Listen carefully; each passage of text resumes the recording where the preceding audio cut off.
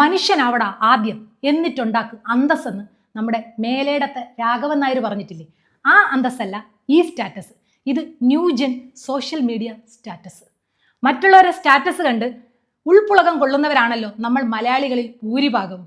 നമസ്കാരം, വീണിടം വിദ്യാക്കുന്നവൾ നിങ്ങളുടെ സ്വന്തം വിദ്യ. നമുക്ക് പണ്ടേ ഉള്ള ശീലമാണ് പേഴ്സണൽ ഡയറി എഴുതുക. നമ്മുടെ സ്വന്തം കാര്യം സ്വകാര്യമായി എഴുതി അതിനൊരു ലോക്ക് ഇട്ട് എവിടെയെങ്കിലും കൊണ്ട് പാർത്ത് വയ്ക്കും. അതിപ്പം സ്റ്റാറ്റസ് ആയിട്ട് ഇടുന്നു എന്ന് മാത്രം. പണ്ടത് ആരും വായിക്കരുത് എന്നായിരുന്നെങ്കിൽ ഇപ്പം അത് സ്റ്റാറ്റസ് ഇട്ട് റീൽ ഓൺ റോഡ്സ് ആക്കുന്നു എന്ന് മാത്രം. കുടുംബ ഗ്രൂപ്പിലെ സുപ്രഭാതം നേരം വെളുക്കുമ്പോൾ തന്നെ വരും. ഒരു പനിനീർ പൂവിലോ ഒരു പച്ച പനന്തത്തയുടെ പുറത്തോ ഒരു ഗുഡ് മോർണിംഗ് ഇടുന്നതാരും. തലേന്നും കൂടെ പണ്ട് കുടുംബസ്വത്ത് ഭാഗിച്ചപ്പം അമ്മയുടെ ഓട്ടുരുളി നീയല്ലേടി അടിച്ചുകൊണ്ട് പോയെന്നും പറഞ്ഞുകൊണ്ട് വൻ ലഹള ഉണ്ടാക്കിയ മങ്കാട്ടടവിലെ പപ്പാമിയുടെ വകയാണ് ഗുഡ് മോർണിംഗ്. രാവിലെ ഒരു കട്ടൻ ചായയോടൊപ്പം കുടുംബ ഗ്രൂപ്പിൽ ഒരു ഗുഡ് മോർണിംഗ് ഇട്ടില്ലെങ്കിൽ മാമിക്ക് എന്തോ പോലെയാണ്. അതുപോലെ വൈകിട്ട് ഒരു ഏഴരയ്ക്ക് മുമ്പ് ഒരു ഗുഡ് നൈറ്റ് ഇട്ടതിന് ശേഷം രാത്രിക്കുള്ള ചപ്പാത്തി പോലും മാമി പരത്താൻ പോവുള്ളൂ. കുടുംബ ഗ്രൂപ്പ് തുടങ്ങി ആദ്യത്തെ 2 ആഴ്ച ഓണവില്ലിൻ തമ്പുരുമീട്ടും വീടാണീ വീട്, സൂപ്പറായിരുന്നു. ഇപ്പം ആ ഗ്രൂപ്പിലുണ്ടായ ഒരു പ്രശ്നത്തിൻ്റെ പേരിൽ 2 സിവിൽ കേസാണ് ഫയൽ ചെയ്തുകൊണ്ടിരിക്കുന്നത്. ഇതൊന്നും അറിയാണ്ട് ബത്തേരിയിലുള്ള ഗോമാമൻ രാവിലെയും വൈകിട്ടും good morning good night message പതിവ് പോലെ ഇടുന്നുണ്ട്. ഇതിൽ ഏറ്റവും വലിയ അപകടം 76 കഴിഞ്ഞ സുഗുണം മാമന് വാട്സപ്പ് ഇൻസ്റ്റാൾ ചെയ്ത് കൊടുത്ത് പഠിപ്പിച്ച് കഴിഞ്ഞ പിന്നെയാണ്. ആരോ എന്തോ കൂട്ടിയിട്ട് കത്തിച്ചേ പിന്നെ എഴുതി ഉണ്ടാക്കിയതെല്ലാം വാട്സപ്പ് കിട്ടി 2 ദിവസം കഴിഞ്ഞ് കിട്ടിയതുകൊണ്ട് എല്ലാവർക്കും തട്ടിയിട്ട് 3 ഉടങ്കൊല്ലി മുളക് തലേ ദിവസം വെള്ളത്തിലിട്ട് വെച്ചിട്ട് പിറ്റേന്ന് രാവിലെ അരിച്ചെടുത്ത് കുടിച്ച ക്യാൻസറിനെ പ്രതിരോധിക്കാം. ഇതെല്ലാവർക്കും ഞോണ്ടി ഇട്ടതും പോരാ, സ്വന്തമായിട്ട് പരീക്ഷിച്ച്. ഇത് പരീക്ഷിച്ചതിൻ്റെ അന്ന് മാമ ഓടിയ ഓട്ടം ഒന്ന് കാണണം. ഒരു ദീപശിഖയും കൂടെ കയ്യിൽ കൊടുത്തിരുന്നെങ്കിൽ ചെറുപാറ ഒളിമ്പിക്സിൻ്റെ ഇനാഗുറേഷൻ ആണെന്ന് നമുക്ക് പറയായിരുന്നു. അതുപോലെ 1950 ജനഗണമന ദേശീയ ഗാനമായി പ്രഖ്യാപിച്ചതൊന്നും എൻ്റെ അമ്മ അറിഞ്ഞില്ലെന്നാണ് തോന്നുന്നത്.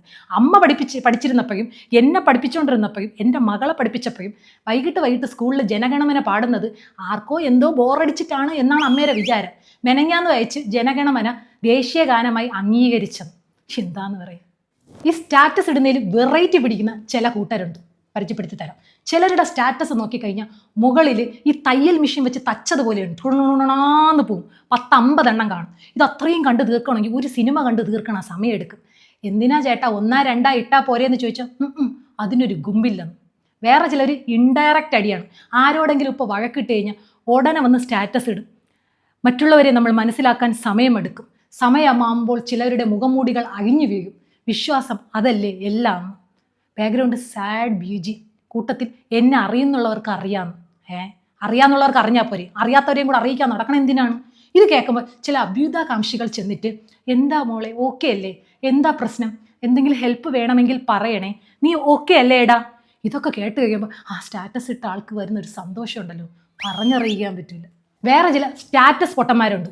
ഒന്നും കിട്ടിയില്ലെങ്കിൽ ചുമരിയിരിക്കണ പല്ലിയെയോ പാറ്റയെയോ ക്ലോക്കിൻ്റെ അകത്തുള്ള സൂചിയൊക്കെ ഫോട്ടോ എടുത്ത് സ്റ്റാറ്റസ് ഇട്ടിട്ട് നിങ്ങളായാൽ മതിയായിരുന്നു എവിടെയെങ്കിലും പറ്റി പിടിച്ചിരിക്കുകയാണ്.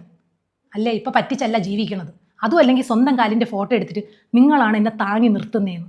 2 കാലുള്ള എൻ്റെ അഹങ്കാരം അല്ല. പിന്നെ ഇപ്പോൾ ചിലർ ഓരോ സ്ഥലത്ത് പോകുന്നത് തന്നെ ഓരോ സ്റ്റാറ്റസ് ഇടാൻ വേണ്ടി മാത്രമാണ്.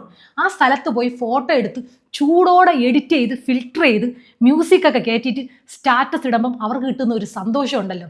ഇത് ഞങ്ങൾ ആ സ്ഥലത്ത് പോയി നല്ല സൂപ്പർ സ്ഥലമായിരുന്നു, നിങ്ങളും പോകണം എന്ന് കാണിക്കാൻ വേണ്ടിയിട്ടാണെങ്കിൽ കുഴപ്പമില്ല. ഇത് ആരെയോ ഒരാളെ പക തീർക്കാൻ ഉദ്ദേശിച്ച പോലെ നിനക്ക് ഇന്ന് വേണ്ടെങ്കിൽ എനിക്ക് ഇന്നലെ വേണ്ടടാ, ഞാൻ ഹാപ്പിയാണ് എന്ന് കാണിക്കാൻ ഇടുന്ന പോലെ. എന്നിട്ട് ഇടയ്ക്കിടയ്ക്ക് സ്റ്റാറ്റസ് എടുത്ത് ആരൊക്കെ കണ്ടു എന്ന് നോക്കുമ്പോൾ ആ കാണാൻ ഉദ്ദേശിച്ച പോയിച്ച് ആ നാട്ടിലുള്ള എല്ലാവരും കണ്ടിട്ടുണ്ടാവും. ആ ഉദ്ദേശിച്ചവൻ മെനങ്ങാതെ ബ്ലോക്ക് ചെയ്ത് പോയിട്ടും ഉണ്ടാവും. സ്റ്റാറ്റസിൻ്റെ ഏറ്റവും ദയനീയ അവസ്ഥ എന്ന് പറയുന്നത് അത് ഈ ഫുഡ് സ്റ്റാറ്റസ് ആണ്.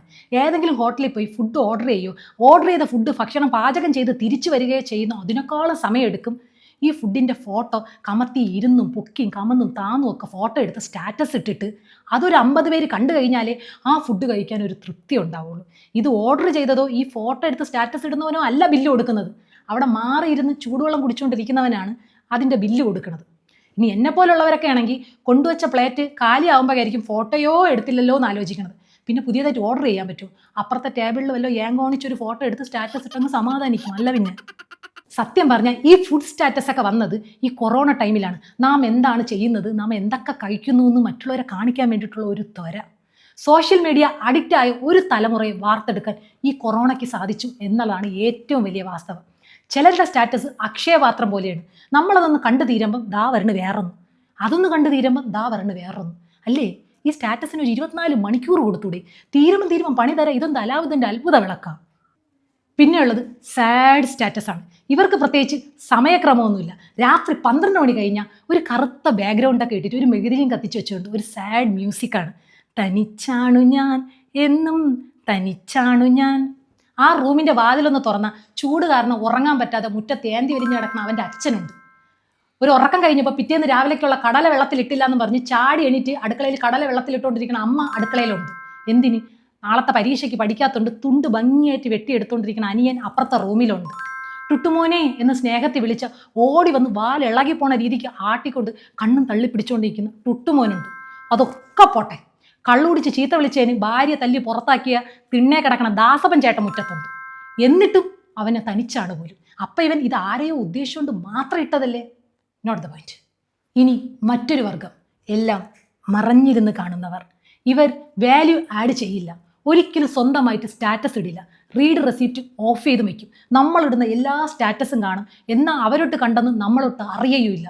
പക്ഷെ ഏതെങ്കിലും ഒരു സമയത്ത് പൂച്ച പുറത്ത് ചാടും.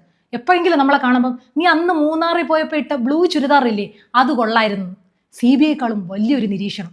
മൂന്നാറിൽ പോയതും ബ്ലൂ ചുരിദാറൊക്കെ നമ്മളെ മറന്നു കാണും. പിന്നെ ഭാര്യയും ഭർത്താവും കൂടെയുള്ള സ്റ്റാറ്റസ്. ഇച്ചിരി മുമ്പേ സാമ്പാറിൽ ഉപ്പ് പോരെന്നും പറഞ്ഞുകൊണ്ട് അടി അങ്ങ് മൂത്ത് ലഹളയായി കുടുംബത്തിനെയും പറഞ്ഞ് കുടുംബാംഗങ്ങളെ മൊത്തവും പറഞ്ഞ് കൊണ്ടുവന്ന ശ്രീധരത്തിൻ്റെ കണക്കും പറഞ്ഞ് പെട്ടിയും കെട്ടി വാരി കെട്ടി ഇരുന്നിട്ട് തിരിഞ്ഞിരുന്നുകൊണ്ട് സ്റ്റാറ്റസ് ഇടും. നീയാണ് എൻ്റെ ലൈഫിൻ്റെ രുചി, നീ ഇല്ലെങ്കിൽ എൻ്റെ ലൈഫ് ഉരുകിത്തീർന്ന മെഴുതിരി പോലെയാണ്. നേരിട്ടവർ കീരിയും പാമ്പും ആണെങ്കിലും സ്റ്റാറ്റസിൽ അവർ ലൈല മജ്നു ആയിരിക്കും. കൂടാതെ പരസ്പരം പറ്റിച്ച് ജീവിക്കുന്ന പങ്കാളികളും ഉണ്ട്. പങ്കാളിയുടെ കൂടെയുള്ള ഒരു ഫോട്ടോ സ്റ്റാറ്റസ് ഇട്ടിട്ട് നീയാണ് എൻ്റെ ശ്വാസവായു എന്ന് പറഞ്ഞിട്ട് വേറൊരു ഓക്സിജൻ സിലിണ്ടറിനെയും കൊണ്ട് അവൻ ഗോവയിലായിരിക്കും. സ്റ്റാറ്റസ് ഇട്ട് തൃപ്തിപ്പെടുത്തുന്ന കുടുംബജീവിതം. എന്താ അല്ലേ? എല്ലാം വേണം, എല്ലാം വേണ്ട കാലത്താണ് നമ്മൾ ജീവിക്കുന്നത്. അതൊരു പകവീട്ടലിനോ പകരം തീർക്കലിനോ പ്രദർശനത്തിനോ മാത്രം ആവരുത്. നമ്മുടെ മാനസിക സന്തോഷത്തിനും റിലാക്സേഷനും വേണ്ടി മാത്രമായിരിക്കണം. നമ്മൾ ആരും ഇപ്പം വീട്ടിലില്ല, ടൂറിലാണ്, കള്ളന്മാരെല്ലാം ഗൂഗിൾ മാപ്പ് എടുത്ത് നേരെ വീട്ടിലേക്ക് പൊക്കൂ എന്ന് പറയുന്ന പോലെയാണ് ചില സ്റ്റാറ്റസ് കാണുമ്പോൾ. നാടോടുമ്പോൾ നടുവേ ഓടണം. പക്ഷേ ഓടുന്ന കൂട്ടത്തിൽ ഓടുന്നവരെ തട്ടി വീഴ്ത്താതെ ഓടാൻ മാത്രം ശ്രദ്ധിക്കുക. അതിനായിരിക്കും കുറച്ചുകൂടെ അന്തസ്. ഓക്കെ.